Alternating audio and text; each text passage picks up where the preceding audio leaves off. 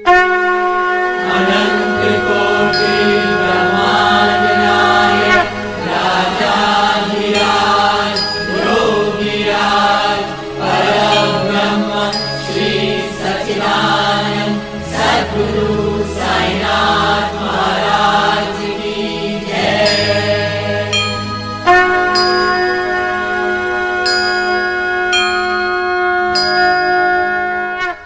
ओम श्री साईनाथाय नमः। बाबा की असीम कृपा से आइए अध्याय 30 प्रारंभ करते हैं। शिरडी को खींचे आए भक्त वणी के काका वैद्य, खुशहाल चंद और बंबई के रामलाल पंजाबी। इस अध्याय में बतलाया गया है कि 3 अन्य भक्त किस प्रकार शिरडी की ओर खींचे गए। प्राकथन: जो बिना किसी कारण भक्तों पर स्नेह करने वाले दया के सागर हैं तथा निर्गुण होकर भी भक्तों के प्रेम वश ही जिन्होंने स्वेच्छा पूर्वक मानव शरीर धारण किया, जो ऐसे भक्त वत्सल हैं कि जिनके दर्शन मात्र से ही भव सागर के भय और समस्त कष्ट दूर हो जाते हैं, ऐसे ही श्री साईनाथ महाराज को हम नमन करें। भक्तों को आत्मदर्शन कराना ही संतों का प्रधान कार्य है। श्री साईं जो संत शिरोमणि हैं, उनका तो मुख्य ध्येय ही यही है। जो उनके श्री चरणों में जाते हैं, उनके समस्त पाप नष्ट होकर निश्चित ही दिन प्रतिदिन प्रगति करते हैं।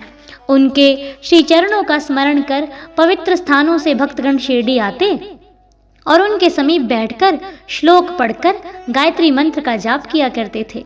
परंतु जो निर्बल तथा सर्व प्रकार से दीनहीन हैं और जो यह भी नहीं जानते कि भक्ति किसे कहते हैं, उनका तो केवल इतना ही विश्वास है कि अन्य सब लोग उन्हें असहाय छोड़कर उपेक्षा भले ही कर दें, परंतु अनाथों के नाथ और प्रभु श्री साईं मेरा कभी परित्याग नहीं करेंगे। जिन पर वे कृपा करें, उन्हें प्रचंड शक्ति, नित्य अनित्य में विवेक तथा ज्ञान सहज ही प्राप्त हो जाता है। वे अपने भक्तों की इच्छाएं जानकर उन्हें पूर्ण किया करते हैं, इसीलिए भक्तों को मनोवांछित फल की प्राप्ति हो जाया करती है और वे सदा कृतज्ञ बने रहते हैं। हम उन्हें साष्टांग प्रणाम कर प्रार्थना करते हैं कि वे हमारी त्रुटियों की ओर ध्यान न देकर हमें समस्त कष्टों से बचा लें। जो विपत्तिग्रस्त प्राणी इस प्रकार श्री साईं से प्रार्थना करता है, उनकी कृपा से उसे पूर्ण शांति तथा सुख समृद्धि प्राप्त होती है। श्री हेमांड पंत कहते हैं कि हे मेरे साईं, तुम तो दया के सागर हो। यह तो तुम्हारी दया का फल है जो आज यह श्री साईं सचरित्र भक्तों के समक्ष प्रस्तुत है। अन्यथा मुझ में इतनी योग्यता कहाँ जो ऐसा कठिन कार्य करने का दुस्साहस भी कर सकता। जब पूर्ण उत्तरदायित्व साईं ने अपने ऊपर ही ले लिया तो हेमांड पंत को तिल मात्र भी भार प्रतीत न हुआ और न ही इसकी उन्हें चिंता ही हुई। श्री साईं ने इस ग्रंथ के रूप में उनकी सेवा स्वीकार कर ली। यह केवल उनके पूर्व जन्म के शुभ संस्कारों के कारण ही संभव हुआ, जिसके लिए वे अपने को भाग्यशाली और कृतार्थ समझते थे। नीचे लिखी कथा कपोल कल्पित नहीं, वरन विशुद्ध अमृत तुल्य है। इसे जो हृदयंगम करेगा, उसे श्री साईं की महानता और सर्वव्यापकता विदित हो जाएगी। परंतु जो वाद विवाद और आलोचना करना चाहते हैं, उन्हें इन कथाओं की ओर ध्यान देने की आवश्यकता भी नहीं है। यहाँ तर्क की नहीं, वरन प्रगाढ़ प्रेम और भक्ति की अत्यंत अपेक्षा है। विद्वान भक्त तथा श्रद्धालु जन अथवा जो अपने साईं के पद सेवक समझते हैं, उन्हें ही ये कथाएं रुचिकर तथा शिक्षाप्रद प्रतीत होंगी। अन्य लोगों के लिए तो वे निरी कपोल कल्पनाएं ही हैं। श्री साईं के अंतरंग भक्तों को श्री साईं लीलाएं कल्पत्रु के सदृश हैं। श्री साईं लीला रूपी अमृत पान करने से अज्ञानी जीवों को ज्ञान, गृहस्थाश्रमियों को संतोष तथा मुमुक्षुओं को एक उच्च साधन प्राप्त होता है। अब हम इस अध्याय की मूल कथा पर आते हैं। काकाजी वैद्य।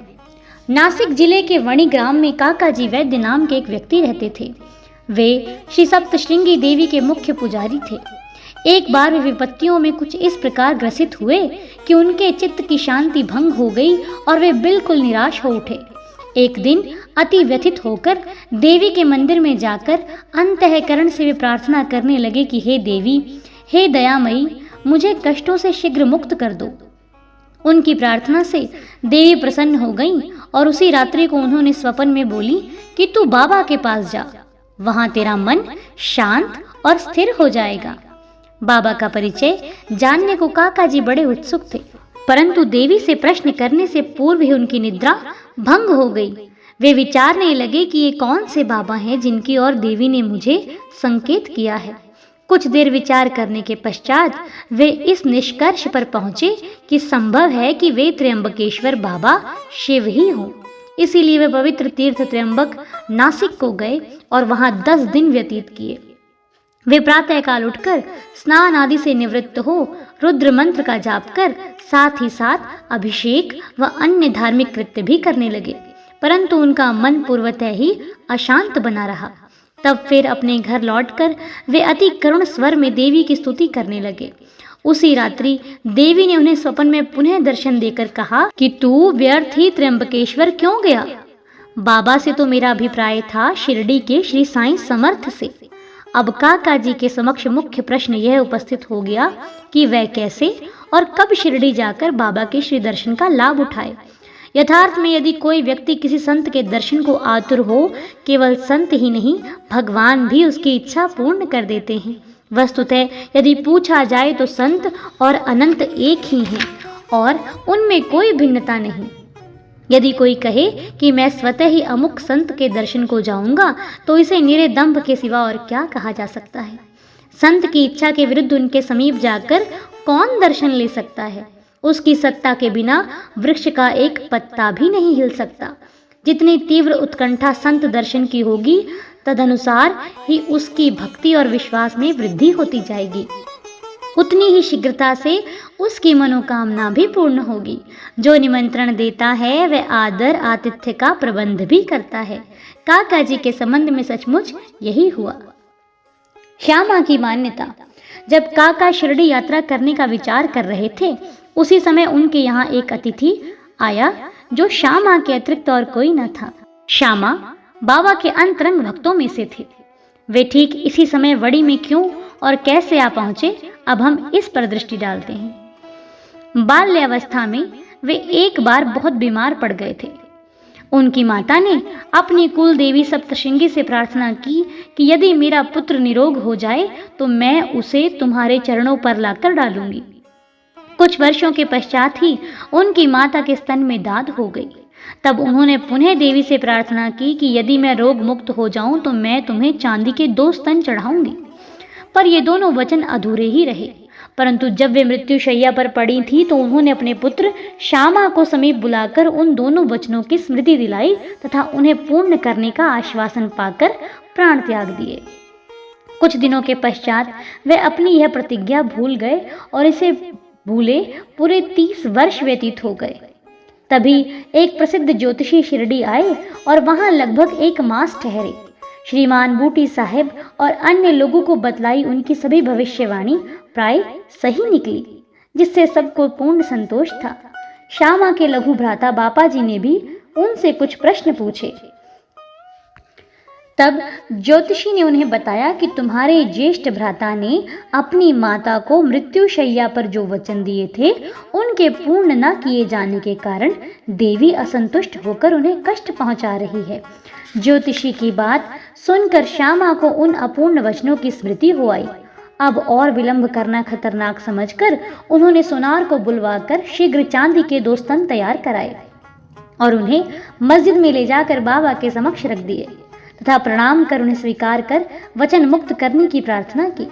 श्यामा ने कहा कि मेरे लिए तो सप्तशृंगी देवी आप ही हैं, परंतु बाबा ने साग्रह कहा कि तुम इन्हें स्वयं ले जाकर देवी के चरणों में अर्पित करो। बाबा की आज्ञा व उदी लेकर उन्होंने वड़ी को प्रस्थान किया। पुजारी का घर पूछते पूछते वे काका जी के पास पहुंचे। काका जी इस समय बाबा के दर्शनों को बड़े उत्सुक थे। ठीक ऐसे ही मौके पर श्यामा भी वहां पहुंच गए। यह संयोग भी कैसा विचित्र था। काका जी ने आगंतुक से उनका परिचय प्राप्त कर पूछा कि आप कहाँ से पधार रहे हैं। जब उन्होंने सुना कि वे शिरडी से ही आ रहे हैं तो वे एकदम प्रेमोमंद हो श्यामा से लिपट गए। फिर दोनों का श्री साईं लीलाओं पर वार्तालाप आरंभ हो गया। अपने वचन संबंधी कृत्यों को पूर्ण कर वे काका जी के साथ शिरडी लौट आए। काका मस्जिद पहुंचकर बाबा के श्री चरणों से जा लिपटे। उनके नेत्रों से प्रेमा अश्रुओं की धारा बहने लगी और उनका चित्त स्थिर हो गया। देवी के दृष्टांतानुसार जैसे उन्होंने बाबा के दर्शन किए, उनके मन की अशांति तुरंत नष्ट हो गई और वे परम शांति का अनुभव करने लगे। वे विचार करने लगे कि कैसी अद्भुत शक्ति है कि बिना कोई संभाषण या प्रश्न उत्तर किए अथवा आशीष पाए दर्शन मात्र से ही अपार प्रसन्नता हो रही है। सचमुच में दर्शन का महत्व तो इसे ही कहते हैं। उनके तृषित नेत्र साईं चरणों पर स्थिर हो गए और वे अपनी जिह्वा से एक शब्द भी न बोल सके। बाबा की अन्य लीलाएं सुनकर उन्हें अपार आनंद हुआ और वे पूर्णतः बाबा के शरणागत हो गए। सब चिंताओं और कष्टों को भूलकर वे परम आनंदित हुए। उन्होंने वहां सुखपूर्वक 12 दिन व्यतीत किए और फिर बाबा की आज्ञा, आशीर्वाद तथा उदी प्राप्त कर अपने घर लौट गए। आइए अब जानते हैं खुशहाल चंद राहता निवासी।